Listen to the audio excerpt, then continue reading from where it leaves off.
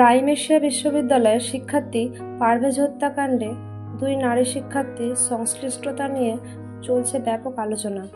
ঘটনায় উত্তপ্ত সামাজিক যোগাযোগ মাধ্যমেও চলছে সমালোচনার ঝড়।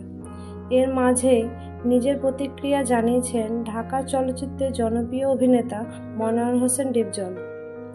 ঘটনার তীব্র নিন্দা জানিয়ে ডিপজল বলেন, আমি যখন ওদের কথা শুনি, ওদের ভূমিকা দেখি, বিশ্বাস করেন ওদের চেহারা দেখলে বমি আসে।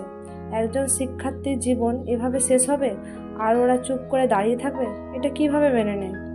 তিনি আরও বলেন, শিক্ষা প্রতিষ্ঠানে যারা অন্যায়ের সাথে জড়ায় বা চুপ থেকে উৎসাহ দেয় তারা শিক্ষার্থী নয়, তারা সমাজের কলঙ্ক।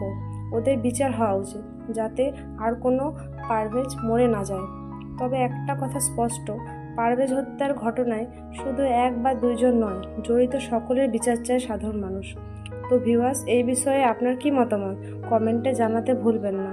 দেখা হচ্ছে পরের কোনো ভিডিওতে। সবাই ভালো থাকবেন। ধন্যবাদ।